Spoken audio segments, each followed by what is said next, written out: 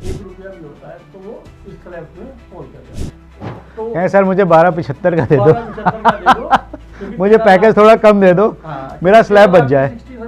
का टैक्स बन जाएगा। जिन लोगों की इनकम 12 लाख है, 12 लाख तक है तो कोई टैक्स नहीं है। मान लीजिए कि उनकी इनकम 12 लाख से 13 लाख आ गई, तो 13 लाख पे उनका जो टैक्स बनेगा वो 1 लाख के ऊपर 15% लेंगे आप, 1 लाख के डिफरेंस पे, या पूरे 13 लाख पे 15% लगाएंगे। 12 लाख तक तो चलिए समझ में आ गया।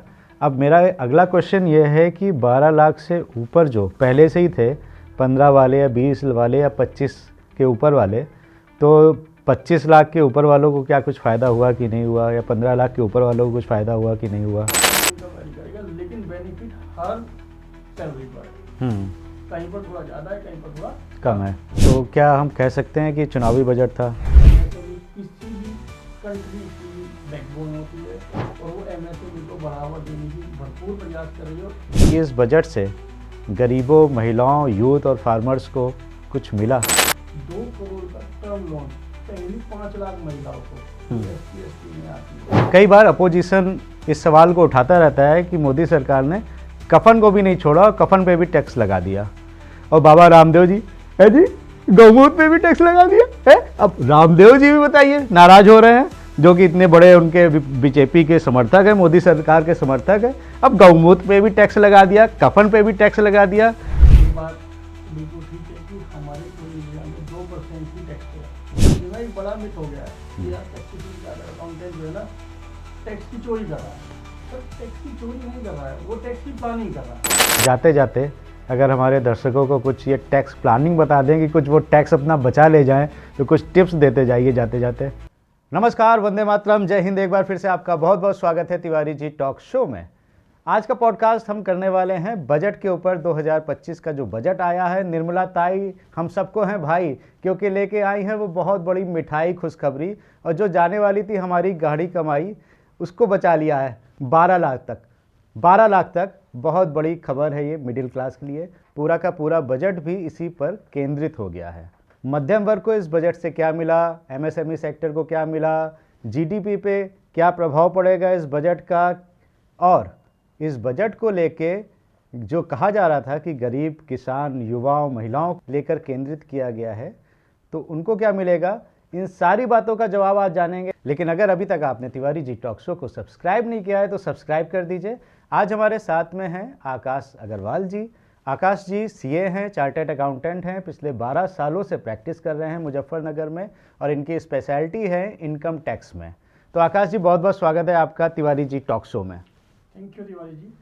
आकाश सर, इस बजट में तो वैसे तो बहुत कुछ है, लेकिन पूरे के पूरे बजट को इस स्लैब चेंज यानी 12 लाख का जो फ़ायदा मिडिल क्लास को दिया है उसी पर केंद्रित कर दिया गया है। अगर हम कंपेयर करें कि जो पिछले टैक्स स्लैब्स होते थे, उन टैक्स स्लैब से 12 लाख या उसके ऊपर जो 12 से 15 किया है या 15 के ऊपर है, तो अगर स्लैब वाइज आप हमें समझा सकें कि किसको कितना फ़ायदा होगा इस बजट से, और ये 12 लाख का फ़ायदा भी आप अगर और विस्तार से हम लोगों को समझाएं तो हमारे दर्शकों के लिए बहुत अच्छा होगा। तिवारी जी, जैसे कि आपने बताया कि पूरा का पूरा बजट सेंट्रिक हो गया है, हर जगह हेडलाइन है।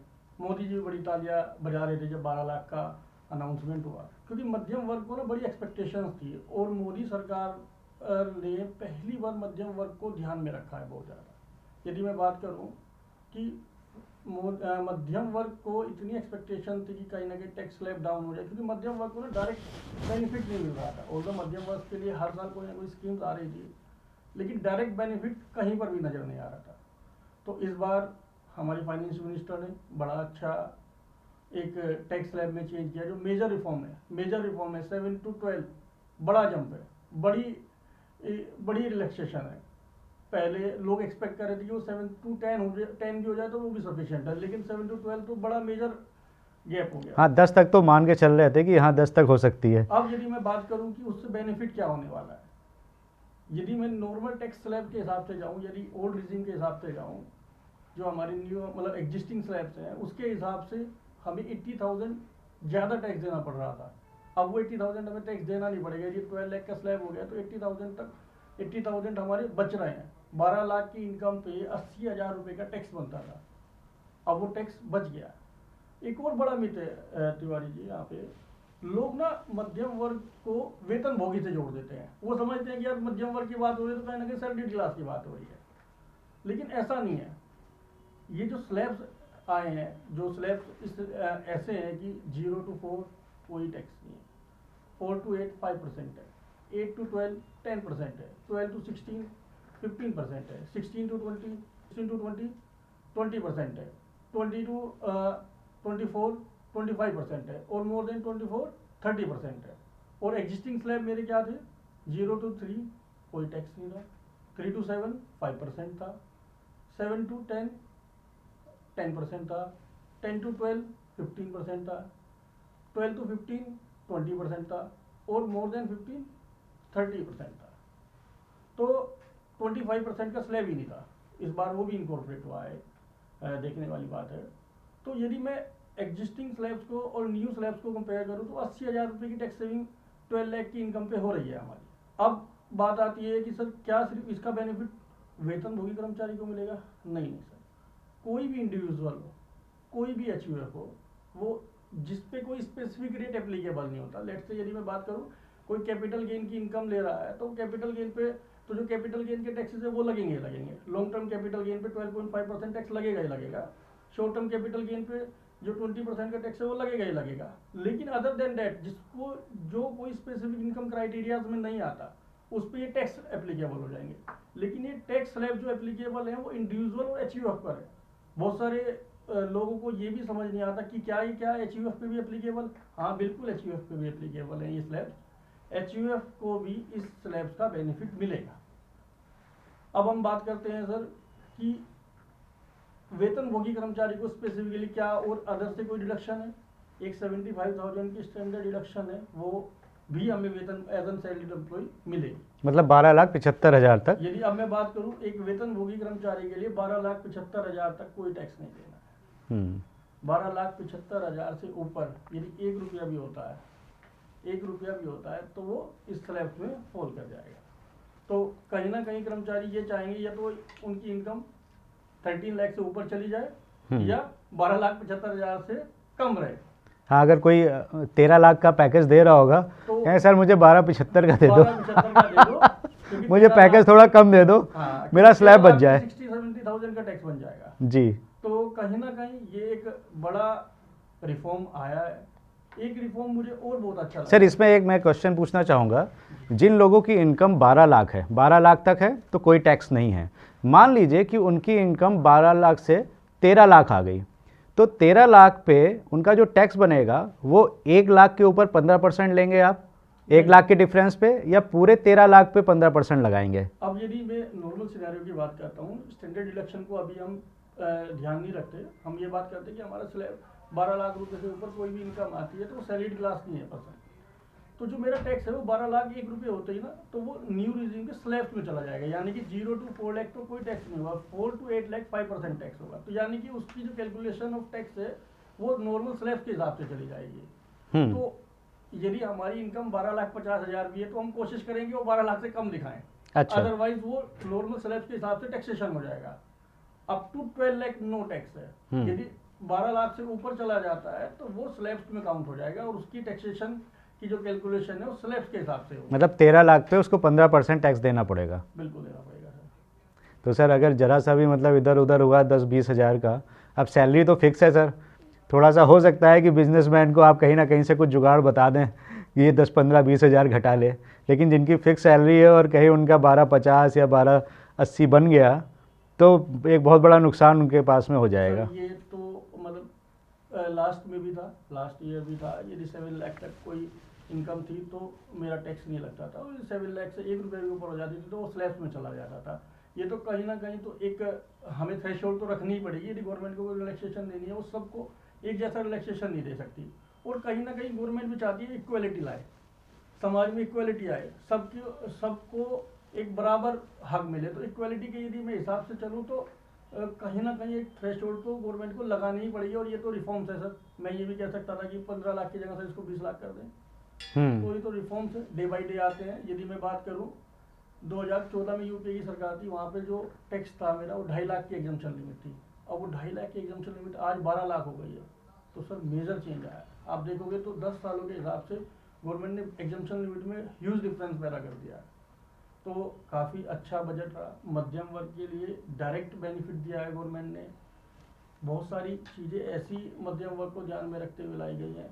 एक बात और बड़ी इंटरेस्टिंग है तिवारी जी, इसमें कहीं ना कहीं गवर्नमेंट जो है ओल्ड रिजीम को ओमिट करना चाहती है। आप देखोगे ओल्ड रिजीम के लिए गवर्नमेंट ने कुछ भी, फाइनेंस मिनिस्टर ने कुछ नहीं बोला है, कुछ भी नहीं बोला, कुछ भी नहीं बोला है। वो चाहती है अभी तक जो लास्ट ईयर के कुछ स्टैटिस्टिक्स आए हैं, मे बी वो मेरे इनकरेक्ट हो, मैं कंफर्म नहीं कह सकता, लेकिन 75% जो लोग हैं वो न्यू रिजीम में आ गए थे। लेकिन इसके बाद मुझे ऐसा लगता है मोर देन 90% लोग न्यू रिजीम को फॉलो करेंगे, क्योंकि सर एग्जिस्टिंग स्लैब में, ओल्ड रिजीम में और न्यू रिजीम में बड़ा गैप हो गया है। बहुत बड़ा गैप है। गवर्नमेंट भी यही चाहती है कहीं ना कहीं लिटिगेशन कम होती है, क्योंकि हम जो है डिडक्शंस क्लेम करते हैं, कल को असेसमेंट में जाते हैं, हम डिडक्शंस के प्रूफ देते हैं। तो कहीं ना कहीं गवर्नमेंट जो है टैक्स की प्रक्रिया को सरलीकरण कर रही है, सरल कर रही है, ताकि लिटिगेशंस कम हो, गवर्नमेंट का टाइम कम लगे। एक स्लैब होगा, नॉर्मल स्लैब के हिसाब से आप टैक्स कैलकुलेट करोगे, अपनी इनकम डिक्लेयर करोगे, फिर क्वेश्चन सिर्फ इनकम पे रह जाएगा। कहीं डिडक्शन को चैलेंज करने वाला नहीं कोई होगा, क्योंकि डिडक्शन है ही नहीं, डिडक्शन हमारी है ही नहीं। तो बड़ा अच्छा रिफॉर्म्स है। अभी एक इनकम टैक्स एक्ट भी नया आने वाला है। गवर्नमेंट ने कहा है कि अब हम एक नया एक्ट ला रहे हैं, इनकम टैक्स नया फाइनेंस बिल ला रहे हैं, जो नेक्स्ट वीक तक आ जाएगा मोस्ट प्रोबेबली। उसमें भी जो है फाइनेंस मिनिस्टर ने कहा है कि हम बड़े सरलीकरण करेंगे, कुछ जटिलताएं हैं उनको ख़त्म करेंगे। बाकी अभी वो आया नहीं है तो उसके बारे में कमेंट करना बड़ा टिपिकल है, लेकिन जैसे ही वो आएगा तो उसके बारे में भी हम जरूर कुछ ना कुछ वीडियोस बनाएंगे। एक रिफॉर्म मुझे बहुत अच्छा लगा है, गवर्नमेंट प्रमोट कर रही है कि ज़्यादा से ज़्यादा लोग ITR फाइल करें। आपने देखा होगा कि एक ITR व्यू एक फॉर्म था जो लास्ट ईयर तक इसकी कैपिंग 2 साल थी, उसको बढ़ाकर उन्होंने 4 साल कर दिया है। अच्छा, वो क्या है बेसिकली ITR व्यू, कोई आपसे एरर हो जाए, मतलब गवर्नमेंट का एम बड़ा क्लियर है सर, वो ये चाहती है कि लिटिगेशन में कम से कम एक मध्यम वर्गीय लोग लिटिगेशन में कम से कम जाएं। तो उसने क्या किया कि आपसे कोई एरर हो गई किसी रिटर्न में, यार आपको 2 साल बाद पता चला कि यार मुझसे एरर हो गई है, तो आप ITR व्यू के थ्रू अपनी इनकम को रिवाइज कर सकते हैं। ऑल्दो रिवाइज के लिए उसने कुछ कंडीशंस लगाई हैं, वो कंडीशन थोड़ी टेक्निकली है, वो हम डिस्कशन करेंगे बाद में। लेकिन यदि मैं बात करूँ तो गवर्नमेंट ने उस 2 ईयर्स के पीरियड को 4 ईयर्स का कर दिया है। इट मीन्स यदि कोई असेसमेंट ईयर क्लोज होने के एग्जिस्टिंग में आप 2 साल तक अपनी ITR व्यू फाइल कर सकते थे, अब उसको बढ़ाकर उन्होंने 4 साल कर दिया है। मतलब यदि मैं बात करूँ, आज मेरी फाइनेंशियल ईयर 23-24 तक की रिटर्न ऑलमोस्ट सबकी फाइल हो गई है।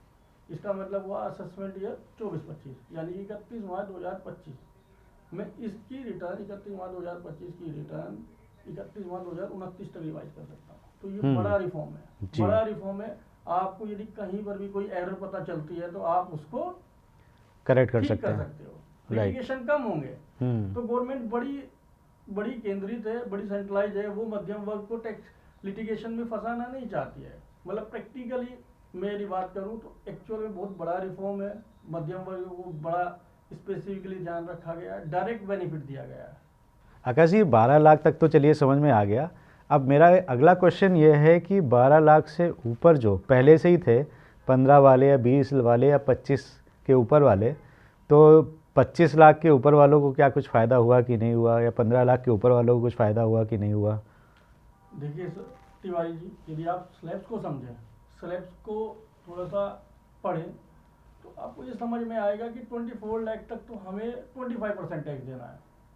पहले क्या था कि आपको 15 लाख से ऊपर 30% टैक्स देना था, तो डायरेक्ट बेनिफिट आ रहा है। यदि मैं बात करूं कि ऐसा नहीं है कि सिर्फ जो है डिडक्शंस या जो एग्जम्पशंस क्लेम हुई है या जो बेनिफिट मिला है वो सिर्फ 12 लाख तक की इनकम के लिए मिला है, वो ऊपर तक को उन्होंने स्लैब को एनहेंस कर दिया है। पहले 15 लाख से ऊपर 30% टैक्स था, आज 24 लाख रुपए से ऊपर 30% स्लैब है।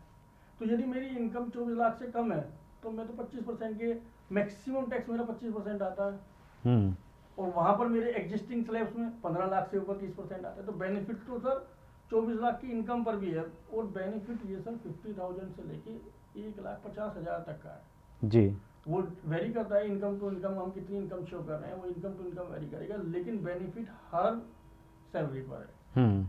कहीं पर थोड़ा ज़्यादा है, कहीं पर थोड़ा कम है, लेकिन हाँ फ़ायदा सभी को हुआ है, सभी को फायदा हुआ है। सबको, निर्मला ताई ने अब की सबको खुश कर दिया है। सबको खुश कर दिया है।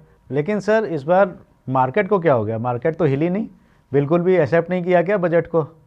देखो सर, बड़ी एक्सपेक्टेशंस थी कि गवर्नमेंट कहीं ना कहीं इंफ्रा पे बड़ा जोर देती आई है। आपने लास्ट बजट में भी देखा होगा, गवर्नमेंट का मेन फोकस एरिया इंफ्रा रहता था, डिफेंस रहता था, रेलवे रहता था। इस बार इस बजट में उतना फंड एलोकेट नहीं किया गया। उसमें वो ग्रोथ जो एक्सपेक्टेड थी वो ग्रोथ नहीं हुई। और यदि मैं इंफ्रा की बात करूं, कहीं ना कहीं कंपनी की जो कंट्री की जो जीडीपी होती है वो इंफ्रा पे बहुत ज़्यादा डिपेंडेंट होती है। या मेरा मार्केट ही मैं कह दूं तो वो इंफ्रा पे बहुत ज़्यादा डिपेंडेंट है, क्योंकि हर चीज़ अलाइंड है सर, हर चीज़ अलाइंड है। मेरा यदि इंफ्रा में एलोकेशन ऑफ फंड ज़्यादा होगा तो मेरे सीमेंट इंडस्ट्री को फ़ायदा होगा, मेरी ये जो है स्टील इंडस्ट्री को फ़ायदा होगा। कहीं ना कहीं सब चीज़ें इंटरलिंक्ड है। अब क्या हुआ, एक्सपेक्टेशन बनाकर लोग बैठे थे कि यार हमें जो लास्ट एलोकेशन ऑफ फंड हुआ उसका 10% जंप मिलेगा, लेकिन वो एज इट इज़ रह गया। तो यहाँ पर एक सेटबैक आया। Same thing with defence, same thing with railway. और एक और बड़ा एक्सपेक्टेशन थी लोगों की, कहीं ना कहीं long term capital gain tax जो था उसको सरकार डाउन करेगी, वो 12.5 से 10% करेगी। शॉर्ट टर्म कैपिटल गेन 20% से 15% करेगी, वो भी नहीं हुआ। तो ये एक सेटबैक आया जिसकी वजह से मार्केट ने रिएक्ट नहीं किया। मार्केट स्टेबल रहा, आप देखोगे मार्केट डाउन भी नहीं हुआ। हाँ, एक स्टेबल रहा, क्योंकि कहीं ना कहीं मध्यम वर्गीय लोगों ने उसको सपोर्ट कर दिया। कई बार सर ये ट्रेंड आ रहा था कि मार्केट बढ़ता था। इवन मोदी सरकार का जब बजट आया तो मार्केट बूम किया एकदम से। तो इस बार तो बिल्कुल भी नहीं हिला सर। एक्सपेक्टेशन और रियलिटी में जहाँ डिफरेंस आ जाता है, क्योंकि सर जो मध्यम वर्गीय लोग हैं या जो डायरेक्ट टैक्स बेनिफिट है उसका इम्पैक्ट कहीं ना कहीं कम है। यदि मैं एलोकेशन ऑफ फंड इंफ्रा में ज़्यादा कर रहा हूँ, डिफेंस में ज़्यादा कर रहा हूँ, एलटीसीजी में, क्योंकि जैसे ही मैं एलटीसीजी को कम करता मेरी रियलिटी सेक्टर में बूम आ जाता। तो हर फील्ड यदि अप करेगा तो डेफिनेटली जो है मेरा सनसेक्स भी अप करेगा या मेरी निफ्टी भी अप करेगी। लेकिन उन सेक्टरों में कोई ज़्यादा एलोकेशन या कोई ज़्यादा ग्रोथ देखने को नहीं मिली या कोई मेजर चेंज नहीं अनाउंस हुआ, तो मार्केट ने कोई रिएक्ट नहीं करा। बाकी ये सर, ये एज एन इन्वेस्टर ये मेरी ओपिनियन है, क्योंकि इसमें बड़े बड़े इकोनॉमिस्ट बैठे हैं जो वो इस ओपिनियन को और ज़्यादा अच्छे से डिटेल में डिस्क्राइब कर सकते हैं। लेकिन यदि मैं एज ए लेमैन कहूँ तो मुझे ऐसा लगता है कि सर कहीं ना कहीं एलोकेशन ऑफ फंड उस रेशो में नहीं हुआ जिस रेशो में मार्केट एक्सपेक्ट कर रहा था। तो क्या हम कह सकते हैं कि चुनावी बजट था? सर चुनावी बजट था या नहीं था, देखो चुनाव को तो ध्यान में रखा गया, इसमें तो कोई सेकंड थॉट नहीं है। हाँ, खासकर बिहार और दिल्ली को ज़्यादा ध्यान में रख के किया गया। बिहार को तो मतलब ये कहते हैं कि बिहार को तो इन्होंने नेशनल टेरिटरी बना दिया है, जी, नेशनल कैपिटल बना दिया है। इतना फंड एलोकेट किया है बिहार को, बहुत सारी स्कीम जो है बिहार को ध्यान में रखते हुए बनाई गई है। एक मखाना बोर्ड की स्थापना जो करी बिहार में। लेकिन मैं सर स्टैट्स पढ़ रहा था तो पूरे देश में मखाने का जो उत्पादन है वो 80% बिहार से हो रहा है। बिल्कुल हो रहा है सर। तो मेरे ख्याल से तो ये अच्छा निर्णय है। नहीं सर, कोई भी बिहार को जो उन्होंने कोई भी स्कीम्स अनाउंस करी है या कोई भी उन्होंने एडिशंस चीज़ें दी है तो वो डेफिनेटली सर कंट्री की ग्रोथ के लिए तो अच्छा है ही। पर बिहार में मखाना का उत्पादन सबसे ज़्यादा होता है, वहीं से सबसे ज़्यादा एक्सपोर्ट भी होता है मखाना।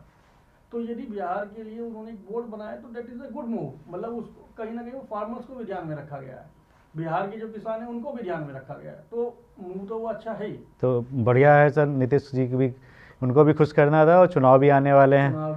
सर। लेकिन मुझे एक बात वो लगती है सर, मैं ऑल्दो पॉलिटिकली बहुत ज़्यादा इन्वॉल्व नहीं हूँ, कहीं ना कहीं आंध्रा को इन्होंने इतना ध्यान नहीं रखा, जबकि कहीं ना कहीं एनडीए की सरकार में जितना योगदान बिहार का है उतना ही आंध्रा का भी है। अरे ये आपकी बात नायडू जी तक ना पहुंच जाए, वरना अभी सरकार जो दो स्तंभों पे खड़ी हुई है, नीतीश जी और नायडू जी, तो आपकी बात वहां तक ना पहुंच जाए, कुछ दिक्कत हो सकती है। मैंने बहुत ज़्यादा ना बोल के उसको बड़ी कम शब्दों में सीमित कर दिया। आकाश जी, अगर हम बात करें किसी देश की जो विकास की दर होती है वो निर्भर करती है उसकी उत्पादन क्षमता, उद्योगों पे, नए उद्योग कितने लग रहे हैं, नए स्टार्टअप्स, एमएसएमई सेक्टर पे। तो इस बजट में एमएसएमई वालों को कुछ मिला, या जो नए स्टार्टअप्स आ रहे हैं इंडिया में, या जो एग्जिस्टिंग उद्योगपति हैं उनके लिए कुछ बताइए कि उद्योग जगत की नज़रिए से बजट कैसा है? देखिए सर, एमएसएमई तो एक बैकबोन है किसी भी कंट्री की जीडीपी की। लास्ट ईयर तक यदि मैं बात करूं, प्रीवियस ईयर तक 30% जो योगदान होता है हमारी जीडीपी में वो एमएसएमई का था, जो इस बार बढ़ के 30 to 37% हो गया। ये हमारे लिए मेक इन इंडिया का जो सपना मोदी जी बनाकर बैठे हैं उसको साकार करने बराबर है। ऑल दो यदि मैं वर्ल्ड वाइड देखूँ तो 50% of all around world GDP MSME trigger कर रही है। एमएसएमई ही ये जो है 50% ऑफ जीडीपी बना रही है। अब जहाँ तक रही एमएसएमई को क्या दिया सर, एमएसएमई के लिए काफ़ी अच्छी स्कीम्स दी है। आपने देखा होगा कि एमएसएमई की जो टेबल है उसी को चेंज कर दिया इन्होंने। अब इन्होंने क्या कहा है कि एमएसएमई का दायरा चेंज हो गया, क्योंकि बहुत सारे बेनिफिट्स जो है ना एमएसएमई के लिए है। वो एमएसएमई इंडस्ट्रीज को बेनिफिट ज़्यादा से ज़्यादा जो है कंपनीज या ज़्यादा से ज़्यादा कॉर्पोरेट या ज़्यादा से ज़्यादा फर्म्स एमएसएमई का बेनिफिट उठा पाए, उन्होंने उस स्लैब्स को चेंज कर दिया है। मतलब यदि मैं आपको और एक्सप्लेनेशन के साथ बात करूं तो एमएसएमई 3 कैटेगरी की इंडस्ट्रीज हो गई, माइक्रो, स्मॉल और मीडियम।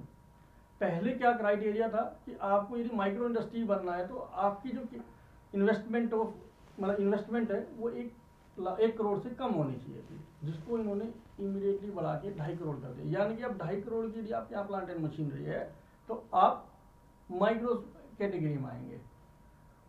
स्मॉल कैटेगरी के लिए ये लिमिट 10 करोड़ थी, जिसको बढ़ाकर इन्होंने 25 करोड़ कर दिया है कि आपके यहाँ पे 25 करोड़ तक की यदि प्लांट एंड मशीनरी है तो आप स्मॉल कैटेगरी में आएंगे।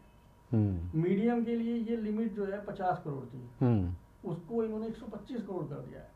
तो अब यदि मैं बात करूं तो बहुत सारी इंडस्ट्रीज को इन्होंने जो है एमएसएमई में कवर करने की कोशिश करी है। टर्नओवर पर भी इन्होंने बिग मूव दिया है। टर्नओवर एग्जिस्टिंग माइक्रोज के लिए 5 करोड़ एनुअली था, जिसको बढ़ाकर इन्होंने 10 करोड़ कर दिया है। तो बड़ा मेजर चेंज किया है इन्होंने। बहुत सारी इंडस्ट्रीज को कोशिश की है कि वो एमएसएमई के दायरे में आ जाए ताकि वो ज़्यादा से ज़्यादा बेनिफिट उठा पाए। तो सर एमएसएमई की डेफिनेशन में ये चेंज बड़ा चेंज है। मतलब मैं ये कहता हूँ कि 90% स्कीम्स आज की डेट में एमएसएमई के लिए है, और ये रिफॉर्म एमएसएमई को ऊपर उठाने का एक जरिया है, क्योंकि बहुत सारी सबवेंशन स्कीम्स है, बैंक्स की स्कीम्स है, लोन्स की स्कीम है, वो एमएसएमई पे ही एप्लीकेबल है। आप यदि एमएसएमई हो तो आपको वो स्कीम्स का बेनिफिट मिलेगा, अदरवाइज नहीं मिलेगा। तो बड़ा मेजर रिफॉर्म किया है सर। दूसरा, इन्होंने एक प्रिजेंटिव टैक्सेशन स्कीम की जो सीमा है वो बढ़ा दी है। बहुत सारे व्यापार ऐसे हैं सर जहाँ पर टर्नओवर 2 करोड़ थी आज की डेट में, और आपको 8% प्रॉफिट दिखाकर आप अपना टैक्स अपनी आईटीआर फाइल कर सकते थे। आपको बुक्स ऑफ अकाउंट मेंटेन करने की जरूरत नहीं थी, यदि मैं छोटे व्यापारियों की बात जी। अब उन्होंने उस सीमा को बढ़ाकर 3 करोड़ कर दिया कि आप जो 2 करोड़ पे बेनिफिट उठा रहे थे आप उसको अब 3 करोड़ पे उठा सकते हो। यदि आपकी टर्नओवर ईयर की 3 करोड़ है तो आप 8% प्रॉफिट डिक्लेयर करें और 44 AD में रिटर्न फाइल करें, और आपको बुक्स ऑफ अकाउंट मेंटेन करने की जरूरत नहीं है। तो सर एमएसएमई को ध्यान में रखा गया है। बहुत सारी ये गवर्नमेंट भी समझ रही है कि एमएसएमई किसी भी कंट्री की बैकबोन होती है, और वो एमएसएमई को बढ़ावा देने की भरपूर प्रयास कर रही है और स्कीम्स भी ला रही है। तो कहीं ना कहीं एमएसएमई के लिए भी इस बार का बजट काफ़ी अच्छा रहा। एक मुझे ना एक एक्सपेक्टेड था कि एक चेंज और गवर्नमेंट कर देना तो एमएसएमई को बड़ा सहारा मिलेगा। हाँ, क्या बताइए। मतलब यदि मैं एमएसएमई के दर्द को समझूं सर, तो एक लिमिट है एनपीए की, नॉन परफॉर्मिंग एसेट जी। बैंक क्या करता है कि कोई कंपनी 90 डेज तक अपना डेट नहीं पे कर पाती है जी, उसको एनपीए डिक्लेयर कर देती है। एनपीए डिक्लेयर करने का मतलब है कि उसके चेहरे पे एक ठप्पा लग गया कि अब उसको कोई बैंक लोन नहीं देगा। हाँ। यदि वो उस सीमा को बढ़ा देती, 90 डेज से 180 दिन कर देती, तो बहुत सारी एमएसएमई को राहत मिल जाती सर। क्योंकि आज की डेट में ऐसा नहीं है कि एमएसएमई पैसा बैंक का पे नहीं करना चाहती जी, लेकिन उसका पैसा बाजार में फंसा है सर। वो क्या करे, कहाँ से दे पैसा, उसका पैसा बाजार में फंसा है। मैं एक स्टेटिस्टिक पढ़ रहा था या मैं किसी को सुन रहा था, मुझे अच्छे से याद नहीं है, वो ये कह रहा था कि एमएसएमई का 10 लाख करोड़ रुपया बाजार में फंसा हुआ है। हाँ। तो वो यदि वो 10 लाख करोड़ रुपया वो बाजार से रिकवर हो जाएगा तो डेफिनेटली वो बैंक को रिपे करेगा। बिल्कुल। जिस एमएसएमई की इंटेंशन ठीक है, उसको स्कोरिंग के हिसाब से या टैक्स के हिसाब से कहीं ना कहीं उस एनपीए की यदि डेज की सीमा को बढ़ा देती तो बिग रिलीफ होता। मैं आपको कह रहा हूँ सर, बड़ा मेजर रिफॉर्म होता है ये एमएसएमई के लिए। लेकिन वो ऑल्दो यदि फाइनेंस मिनिस्ट्री मेरी बात सुन रही है तो इस रिफॉर्म्स को लाएं। बड़ा अच्छा ये आपका सुझाव बहुत अच्छा है कि वाकई में 90 डेज़ में जो पेमेंट नहीं दे पाते हैं उनको एनपीए के दायरे में ले आते हैं। तो अगर इसको बढ़ा के 180 दिन कर दें, निर्मला ताई इतना और कर दो, मज़ा आ जाएगा। एमएसएमई के लिए तो मज़ा आ जाएगा भाई। अच्छा आकाश जी, जीडीपी को लेके बहुत बात होती है और मोदी जी का एक विज़न भी है कि 2047 तक हम भारत को एक विकसित देश बना देंगे। अभी जो हमारी वर्तमान जीडीपी चल रही है वो शायद 6.3 से 6.8 के बीच आने की संभावना है। तो जीडीपी कैसे कोरिलेट करती है बजट से, और क्या इसका कोई रिलेशन है बजट से जीडीपी बढ़ने का या घटने का? दूसरा मेरा क्वेश्चन है कि 2047 तक अगर हमें विकसित भारत बनना है तो क्या जीडीपी हमें लेके चलनी पड़ेगी? देखिए सर, बड़ा अच्छा और बड़ा इंटरेस्टिंग क्वेश्चन है आपका। जीडीपी, पहली बात तो हमें जीडीपी को समझना पड़ेगा, जीडीपी है क्या। हर कंट्री के लिए जीडीपी इतना महत्वपूर्ण क्यों है?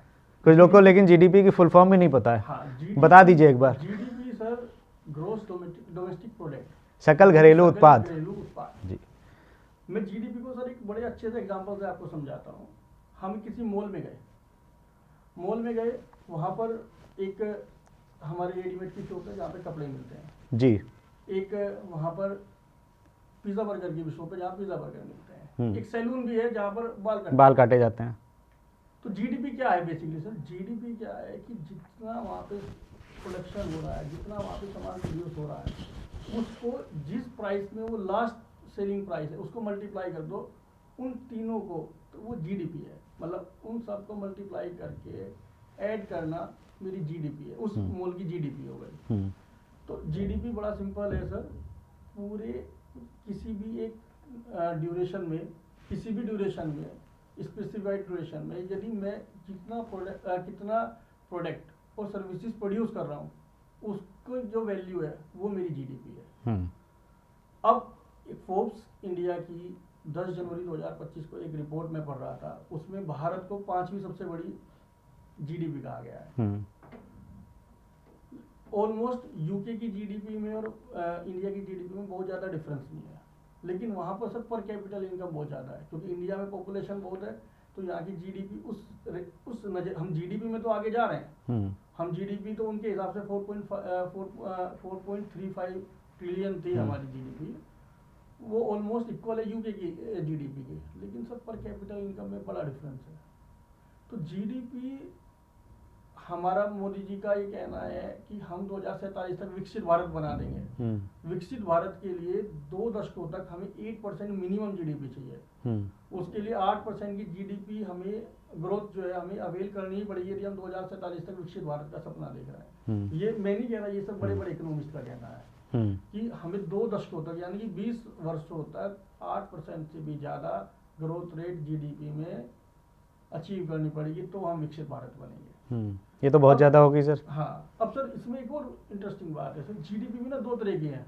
एक रियल जीडीपी है, एक नॉमिनल जीडीपी है। अच्छा सर, रियल जीडीपी क्या है? क्योंकि हम जब भी आंकड़े देखें तो हमें ये समझना बहुत जरूरी है कि रियल जीडीपी है या नॉमिनल जीडीपी है। रियल जीडीपी सर वो है कि मेरी प्रोडक्शन इंक्रीज कर रही हो। लेट्स से यदि मैं पहले 1 लाख टन माल प्रोड्यूस कर रहा था, अब मैंने 1.2 लाख माल प्रोड्यूस करना पड़ गया, तो ये that is called real GDP. लेकिन यदि यही कि मैं पहले अपना माल 10 रुपए में बेचता था, आज मैंने 12 रुपए में बेचना स्टार्ट कर दिया, तो वो नॉमिनल जीडीपी हुई, क्योंकि वो इन्फ्लेशन की वजह से या प्राइस की वजह से चेंज हुआ है। वो मेरी जो जीडीपी इंक्रीज हुई है वो प्राइस की वजह से इंक्रीज हुई है, तो that is called nominal GDP. लेकिन सर इस पर ना बड़े चैलेंजेस हैं। अब मैं आपको एक और एग्जांपल देता हूँ। आपने एक पिज्जा की दुकान पे गए जी, पिज्जा में एक बेस लगता है, पिज्जा बेस बोलते हैं। हाँ हाँ। अब आपने वो पिज्जा बेस एक जाके कन्फेक्शनरी शॉप से खरीद लिया। अब एक तो उसने अपने यहाँ से बेच दिया, और अब आपने वो पिज्जा थिएटर में जाके या किसी भी पिज्जा की दुकान से जाके वो पिज्जा भी खरीद लिया, तो उस पिज्जा का जो पिज्जा बेस का जो प्राइस है वो वहां पर भी काउंट हो गया और वहां पर भी काउंट हो गया। तो इस केस में कहा गया है कि पिज्जा का जो बेस है उसका प्राइस जीडीपी में काउंट नहीं होगा। अच्छा सर, बहुत सारी शेल कंपनीज हैं, आप देखोगे इंडिया में बहुत सारी शेल कंपनीज हैं, वो एक्चुअल में कोई व्यापार नहीं कर रही है, उनका एक्चुअल में कोई व्यापार नहीं है, वो सिर्फ ट्रांजेक्शन इधर से उधर कर रही है, लेकिन वो जीडीपी में तो काउंट हो ही रहा है। तो कहीं ना कहीं सर जीडीपी की जो कैलकुलेशन है वो बड़ी टिपिकल है। अच्छा, कि अल्टीमेटली हमारे यहाँ पे गुड्स प्रोड्यूस कितना हो रहा है, लेकिन मैं ये मान के चलता हूँ जो जीडीपी के आंकड़े आ रहे हैं उसमें 10% का वेरिएशन हो सकता है। एक्चुअल जीडीपी उसके अराउंड चल रही है हमारी, और जीडीपी में हमारी कंट्री अच्छी ग्रोथ पर है as compare to other countries. इस बजट भाषण को जब पढ़ रही थी निर्मला ताई, तो वित्त मंत्री जी ने ये कहा था कि ये बजट हमारा आधारित जो केंद्रित रहेगा वो रहेगा यूथ पे, फार्मर्स पे, गरीबों पे, महिलाओं पे। तो आपसे ये पूछना चाहता हूँ कि इस बजट से गरीबों, महिलाओं, यूथ और फार्मर्स को कुछ मिला? सर देखो, हम सबसे पहले ना किसानों की बात कर लेते हैं। किसानों का एक बहुत बड़ा वोट बैंक है इंडिया में। 8 करोड़ के करीब किसान हमारे इंडिया में अवेलेबल हैं। और ज़्यादा हैं सर? 8 से ज़्यादा है जी। मेरे हिसाब से 8 करोड़ है। अब मैं यदि बात करूँ, उन्होंने केसीसी की लिमिट 3 लाख से 5 लाख कर दी है। केसीसी किसान क्रेडिट कार्ड होता है जिसमें हर किसान को एक लोन दिया जाता है, तो वो लिमिट 3 लाख से 5 लाख कर दी है। अच्छा। तो अब किसान जहाँ पर पहले 3 लाख का ऋण ले रहे थे, यानी कृषि ऋण ले रहे थे किसान क्रेडिट कार्ड से, अब उनको 5 लाख मिलेगा। तो बड़ा अच्छा रिफॉर्म है, बड़ा अच्छा उनको बेनिफिट है। और केसीसी पर सबसे बड़ी बात है, 4% रेट ऑफ इंटरेस्ट पे आपको ऋण मिलता है, 4% पे आपको जो है पैसा मिल रहा है। तो किसानों के लिए भी उन्होंने बड़ा अच्छा एक रिफॉर्म लाई है, बड़ी अच्छी सोच रखी, किसानों को भी खुश करने की कोशिश की गई है। किसानों के लिए किसान जितनी एग्जिस्टिंग स्कीम थी वो तो है ही, लेकिन ये जो केसीसी में इन्होंने लिमिट अनाउंस करी है, ये बहुत अच्छा मूव है। किसानों को उससे बड़ा बेनिफिट मिलने वाला है। तो कहीं ना कहीं किसानों का भी इन्होंने इस बजट में ध्यान रखा है। अब बात करते हैं सर महिलाओं के लिए। हमारी फाइनेंस मिनिस्टर खुद महिला है, तो महिला सशक्तिकरण पर पूरा भारत जोर दे रहा है आज की डेट में जी। महिलाओं के लिए इन्होंने बहुत अच्छी स्कीम इस बार अनाउंस करी है, ताकि महिला सशक्तिकरण हो सके। 2 करोड़ का टर्म लोन पहली 5 लाख महिलाओं को SC ST में आती हो उनको दिया जाएगा, ताकि वो व्यापार कर सके। अच्छा, बड़ा अच्छा मूव है सर, बड़ा अच्छा मूव है कि महिलाओं भी हमारी GDP में योगदान कर सके। उनको 2 करोड़ तक का टर्म लोन मिलेगा पहली 5 लाख महिलाओं को। बड़ा अच्छा एक रिफॉर्म लेके आई है, बड़ी अच्छी सोच है सरकार की कि महिलाओं को कहीं ना कहीं सशक्त किया जाए, महिलाओं को भी प्रमोट किया जाए, ताकि वो भी आगे बढ़ के उद्योग करें। क्योंकि सर मोदी जी का नारा वही है, सबका साथ सबका विकास, तो उसमें महिलाएं कहाँ से पीछे रह जाएं। तो महिलाओं के लिए भी बहुत अच्छा इस बार का बजट रहा है। एक सर मैं कल एक वीडियो सुन रहा था, मुझे बड़ा अच्छा उसमें एक रिफॉर्म लगा। उसने एक गरीब किसान था, उसने एक बहुत अच्छी बात कही कि एक चीज हमसे मिस हो गई, कहीं ना कहीं किसान सिक्योरिटी फोर्स और लगा दे, कृषि सिक्योरिटी फोर्स, और गवर्नमेंट उसके लिए कोई और फंड एलोकेट कर दे। क्योंकि बहुत सारी तो सर खेती जो है ना हमारी, वो जंगली जानवर या किसी और वजह से खराब हो जाती है। यदि एक छोटी सी सिक्योरिटी फोर्स या पहले कहीं और से स्टार्ट की जाए, मतलब पहले किसी छोटे एरिया से स्टार्ट की जाए। उसने कहा कि हमें किसान सम्मान निधि नहीं चाहिए, आप मुझे कृषि सिक्योरिटी फोर्स दे दो, उतना फंड एलोकेट कर दो कि कोई छोटी सी को सिक्योरिटी मिल जाएगी। वो एक गांव में 10 ही लोग हो, चाहे 5 ही लोग हो, घूम ले रात को, ताकि हमारी फसलें सेव रह सके। तो ये भी हम चाहे तो अनाउंस कर सकते हैं बजट में। इस पे यदि कोई एलोकेशन फंड हो जाता तो बहुत अच्छा मूव होता। बिल्कुल, ये तो बड़ी अच्छी बात कही आपने। जैसे कि गांव से ही सर कुछ लोगों को आप चिन्हित कर सकते हैं, और वही अगर रात में पहरा दे दें 4-5 लड़के, और उनको आप कुछ दे दें, तो ये भी अच्छा सुझाव है। अब सर यदि मैं युवाओं की बात करूं, तो युवाओं का भी हमारे सरकार ने बड़ा ध्यान रखा है। उनके लिए 10 लाख करोड़ का एक फंड एलोकेट किया गया है। स्किल डेवलपमेंट सेंटर पे फोकस किया गया कि हम नए स्किल डेवलपमेंट सेंटर बनाएंगे, और AI सेंटर्स बनाए जाएंगे जहाँ पर लोगों को ट्रेंड किया जाएगा स्किल। क्योंकि सर हमारा युवा कब ज़्यादा स्वावलंबी होगा, कब जब उनको रोजगार मिलेगा, तब जब वो स्किल्ड होंगे। तो कहीं ना कहीं स्किल्ड, देखो साक्षरता तो सर अपना एक मिशन है ही कि 100% साक्षरता जिस दिन हो जाएगी, हमारा युवा तो अपने आप ही अपग्रेड हो जाएगा, वो तो अपने आप ही जो है हमारी GDP में योगदान स्टार्ट कर देगा। लेकिन साक्षरता के साथ साथ स्किल्ड होना भी बहुत जरूरी है। तो गवर्नमेंट फोकस कर रही है कि उनको अपने पैरों पे खड़ा करे, स्किल्ड पर बहुत ज़्यादा ध्यान दे रही है। स्किल पर बहुत सारे, उसने ये भी कहा है कि आप रिसर्च करें, IIT बढ़ाने की बात कर रही है, जो है मेडिकल फैसिलिटी भी बढ़ा रही है कहीं ना कहीं। तो उससे कहीं ना कहीं रोजगार तो बढ़ेंगे ही बढ़ेंगे। अब वो ये कह रही है कि हर डिस्ट्रिक्ट में कैंसर डे केयर सेंटर होना चाहिए, तो मेडिकल में भी उसने बहुत अच्छा जो है एक अनाउंसमेंट करा है। अब यदि हर डिस्ट्रिक्ट में medical cancer day care centre होगा तो रोजगार तो बढ़ ही रहा है ना सर। तो युवाओं को भी ध्यान में रखा गया है, और ज़्यादा से ज़्यादा कोशिश कर रही है कि आपको रोजगार बढ़ाए। तो गवर्नमेंट सर रिफॉर्म्स तो युवाओं के लिए भी लाई है। अब जहाँ तक रही गरीबों की बात, सर गरीबों के लिए भी उन्होंने जो राशन वितरण हो रहा है उसको 2 साल के लिए और बढ़ा दिया है कि वो राशन वितरण होता रहेगा।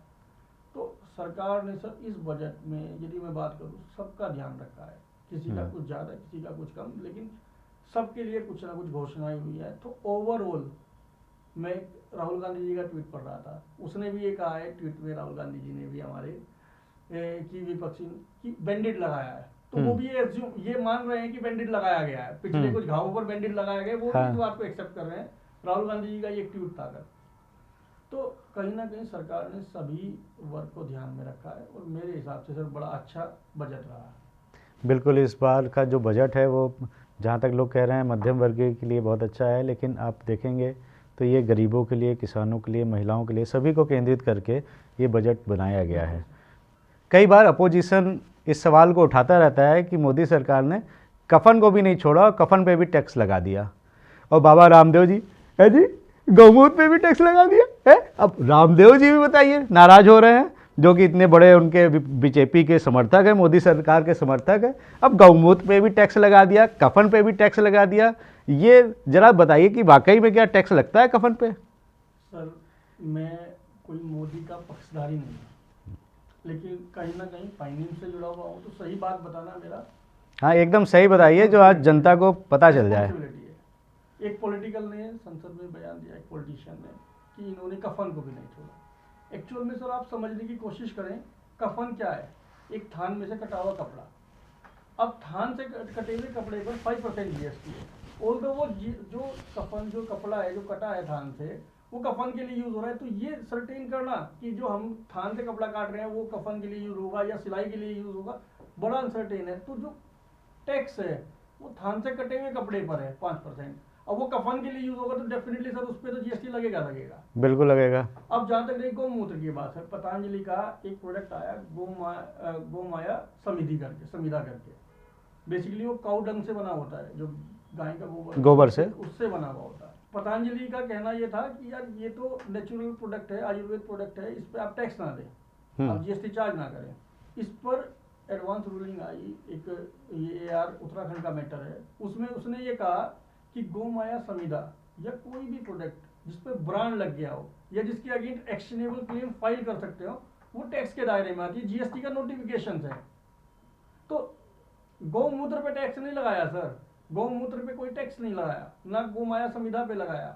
जो प्रोडक्ट उस पर ब्रांड लग के जो आया, जो उस पर कल को कोई किसी को कोई चीज नुकसान दे जाए, यदि मैं उस पर एक्शनेबल क्लेम कर सकता हूँ तो उस पर टैक्स तो गवर्नमेंट लेगी ना सर। तो कहीं ना कहीं ये जो प्रेजेंटेशन है ना बातों का, वो थोड़ा डिफरेंट है कि गौमूत्र पे टैक्स लगा दिया। सर गौमूत्र पे टैक्स नहीं लगाया है। तो बाबा जी अगर गौमूत्र को बेचोगे तो टैक्स तो देना पड़ेगा।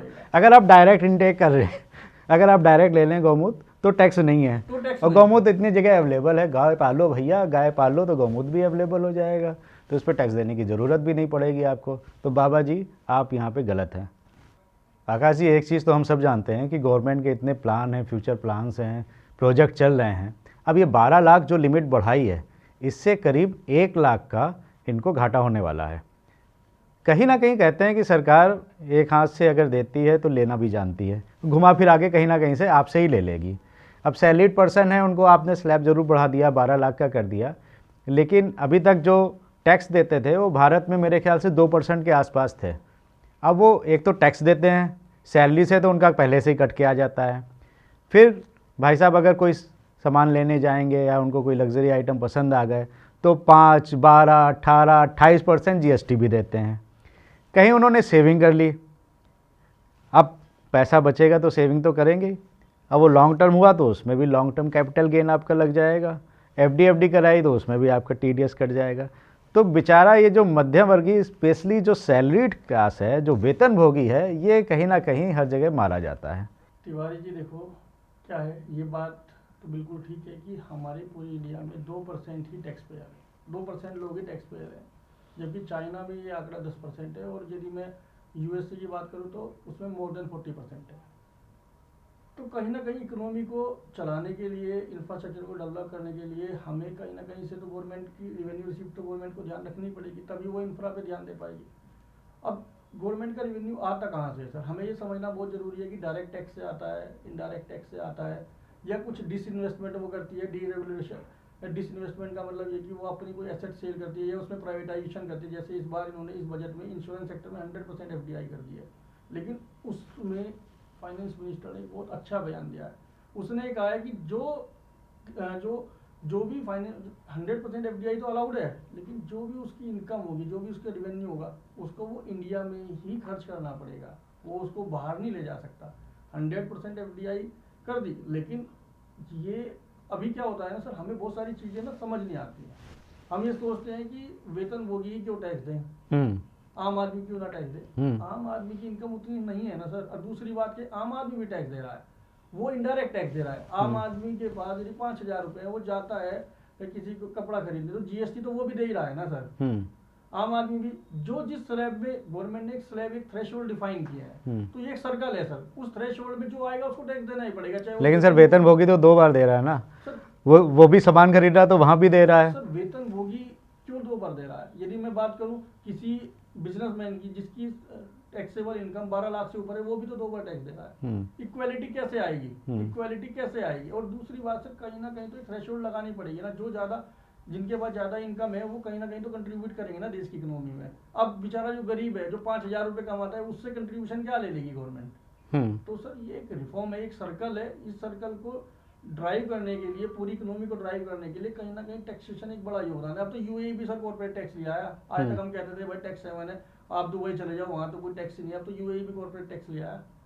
तो सर टैक्स तो लगेगा, एक सर्कल है, एक पूरे इकोनॉमी को चलाने के लिए टैक्स तो देना पड़ेगा। ठीक है, लेकिन कहीं ना कहीं आकाश जी, मुझे एक शिकायत भी रहती है आपकी सीए कम्युनिटी से। आपके जो भी एडवोकेट्स हैं टैक्स के, वो जब रिटर्न भरते हैं तो मैंने देखा हुआ है। मैं एक एग्जांपल बता देता हूं आपको। मैं डॉक्टर्स के बहुत टच में रहता हूं।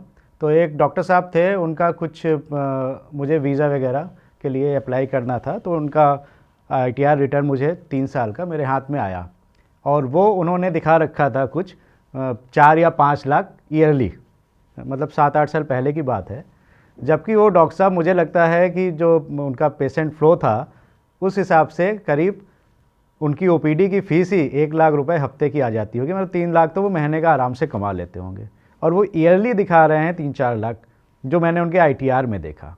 अब डॉक्टर्स के यहाँ आज भी देख लीजिए कि आप डॉक्टर्स कितने हमें बिल दे रहे हैं। बिल ना हम मांगते हैं ना डॉक्टर्स देते हैं। डॉक्टर्स के यहाँ आप जाएंगे, कैश में फ़ीस देंगे, और बहुत से डॉक्टर्स तो UPI लेने से मना करते हैं। मेरी कई बार कई डॉक्टर्स के यहाँ OPD में उनके अटेंडेंस से मैंने बहस भी करी है कि आप क्यों नहीं ले रहे हैं UPI पेमेंट, आप नंबर 1 पे कुछ भी नहीं दिखाएंगे क्या? बिल भी नहीं देते हैं, अगर मांगिए तो दे देंगे। लेकिन मेरा सवाल यही आता है कि वहाँ तो आप लोग उनको बड़ा रिलैक्सेशन दिला देते हैं साहब, कि वो कमा रहे हैं 15-20 लाख और दिखा रहे हैं वो 4 लाख। वेतनभोगी कहाँ से भाग सकता है सर? सैलरीड हैं, चाहे वो प्राइवेट हैं चाहे वो गवर्नमेंट एम्प्लॉई हैं, उनका तो हाथ में जो आएगा सर कट के ही आएगा पहले। देखिए सर तिवारी जी, मैं इसमें आपको एक बात बताना चाहता हूँ। ये ना एक बड़ा मिथ हो गया है कि यार प्रैक्टिसिंग चार्टर्ड अकाउंटेंट जो है ना, टैक्स की चोरी कर रहा है। सर टैक्स की चोरी नहीं कर रहा है, वो टैक्स की प्लानिंग कर रहा है। आप समझो सर, आप मेरे पास, मैं आप ही का एग्जांपल ले लेता हूँ। आप एक आम आदमी है, यदि आप डॉक्टरों से बिल नहीं ले पा रहे हैं, जिसका कोई रिकॉर्ड नहीं है, उसको एक चार्टर्ड अकाउंटेंट कैसे दिखा दे अपने? नहीं, मैं आम आदमी नहीं हूँ। नहीं आकाश जी, मैं आम आदमी नहीं हूँ, मैं बहुत खास आदमी हूँ, और दिल्ली चुनाव लड़े हैं इसलिए मैं आम आदमी बोलता नहीं हूँ। I totally understand, I am just giving an example. हाँ ठीक है, मैं मजाक कर रहा था। नहीं, आई टोटली अंडरस्टैंड सर कि आम आदमी यदि किसी को, देखो क्या है सर, गवर्नमेंट भी उस चीज़ पे ध्यान कर रही है। प्रैक्टिसिंग चार्टर्ड अकाउंटेंट या चार्टर्ड अकाउंटेंट या और कोई फाइनेंशियल कम्युनिटी, चाहे वो एडवोकेट हो, कोई भी टैक्स चोरी की सलाह नहीं देता है। कोई भी टैक्स चोरी नहीं कर, मैं कुछ गिने चुने लोगों की बात नहीं करता, कोई भी टैक्स चोरी की बात नहीं करता है। हमें सीए प्रोफेशन, यदि हमें टैक्स की चोरी करनी होती है तो सीए करते क्यों? सीए में हमें टैक्स क्यों समझाया जाता है? ताकि हम टैक्स प्लानिंग कर सकें। टैक्स को हमने उस लेवल तक समझाया ताकि हम उसमें जो टैक्स के लूप होल्स हैं उनको अपने क्लाइंट को बता सके, उसका टैक्स बचा सके। मैं आपको एक एग्जांपल देता हूँ सर। इस केस में पार्टनरशिप फर्म होती है कोई जी, पार्टनरशिप फर्म पे 30% टैक्स है। पार्टनरशिप फर्म जो भी प्रॉफिट डिक्लेयर करती है 30% टैक्स है उस पर। अब मैं यदि मैं बात करूँ, गवर्नमेंट ने उसी में एक सेक्शन और इंसर्ट किया हुआ है कि आपको पार्टनरशिप फर्म से आप पार्टनर्स को रेम्यूनरेशन दे सकते हो। आप पार्टनर्स को रेम्यूनरेशन दे सकते हो कि मैं लेट से हम किसी फर्म में 2 पार्टनर हैं, तो मैंने कह दिया कि आप एक एक पार्टनर की रेम्यूनरेशन 5-5 लाख रुपए हो गई। अब ये 5-5 लाख रुपए देने से जो मेरा फर्म का प्रॉफिट था वो तो 10 लाख रुपए डाउन हो गया। जो मैं आज 10 लाख पे 30% टैक्स देता वो तो मैं बचा के लेगी, क्योंकि ना तो वो पार्टनरशिप फर्म के हैंड पे कैलकुलेट हुआ और ना ही वो इंडिविजुअल के हैंड पे कैलकुलेट हुआ। पार्टनर के जो स्लैब है वो एग्जिस्टिंग स्लैब है वो 12 हो जाएगा, तो यानी कि मैं 12 लाख तक की यदि रेम्युनरेशन पार्टनरशिप फर्म से ले लेता हूँ तो ना तो उसका टैक्स यहाँ पर हुआ पार्टनरशिप फर्म पे हुआ और ना पार्टनर्स के हैंड पे हुआ। तो अब आप इसको टैक्स प्लानिंग कहेंगे, टैक्स चोरी कहेंगे। सर ये तो गवर्नमेंट ने कोई थ्रेशोल्ड डाली है पार्टनरशिप रेम्युनरेशन पे, उसने एक थ्रेशोल्ड लगाई है, हम उस थ्रेशोल्ड को बेनिफिट दे रहे हैं अपने क्लाइंट को। जिसको नहीं पता है, जिस पर्सन को नहीं पता है कि उसका बेनिफिट कैसे लिया जाए उसको हम बता रहे हैं, तो that is called tax planning. Tax चोरी कहीं से कहीं तक नहीं है। अच्छा, तो चलिए लास्ट में जाते जाते अगर हमारे दर्शकों को कुछ ये टैक्स प्लानिंग बता दें कि कुछ वो टैक्स अपना बचा ले जाएं, तो कुछ टिप्स देते जाइए जाते जाते। सर एक तो मैंने अभी आपको आपके वीडियो में पार्टनरशिप फर्म के लिए तो बता ही दिया है, लेकिन मैं यदि आज की डेट में इंडिविजुअल की बात करूं तो पहले क्या था, चैप्टर 6A की डिडक्शंस होती थी 80C, आज भी है, मतलब ओल्ड टैक्स रिजीम में आज भी है 80C की डिडक्शन ले सकते हैं, 80D की डिडक्शन ले सकते हैं, 80G की डिडक्शन ले सकते हैं। लेकिन अब इतना बड़ा गैप आ गया है सर न्यू रिजीम और ओल्ड रिजीम में, इंडिविजुअल के लिए 95% बेनिफिशियल जो है वो न्यू रिजीम है। तो डिडक्शन पे बहुत ज़्यादा जो है टिप्पणी करना आज की डेट में बड़ा अनसर्टेन है। वैसे तो सर नेक्स्ट वीक में फाइनेंस बिल आ रहा है, देखते हैं कि किस टाइप के वो लॉज लेके आता है या कुछ चैप्टर 6A में भी कोई चेंजेस लाता है, तो उसके बाद हम उस पर ज़्यादा चर्चा कर सकते हैं। लेकिन आज की डेट में तो सर मेरी नज़र में आप न्यू टैक्स रिजीम को अडोप्ट करो और अपनी शांति से और कम टैक्स के साथ अपनी ज़िंदगी व्यतीत करो। ठीक है आकाश जी, आप हमारे शो पे आए, आपका बहुत बहुत धन्यवाद। धन्यवाद तिवारी जी। तो भैया देखा आप लोगों ने, आज आकाश जी ने बहुत ही अच्छी तरह से निर्मला जी का बजट हम लोगों को समझाया। 2025 का जो बजट आया है आप लोगों को भी समझ में आया होगा। कमेंट करके बताइए अगर आपको ये एपिसोड अच्छा लगा, पसंद आया तो कमेंट और लाइक ज़रूर करिएगा। तिवारी जी टॉक शो को सब्सक्राइब नहीं किया है तो सब्सक्राइब कर दीजिए, और तिवारी जी ऐसे ही नए नए पॉडकास्ट आपके साथ लेके आते रहेंगे। तब तक अपनी सेहत का बहुत बहुत ध्यान रखिए।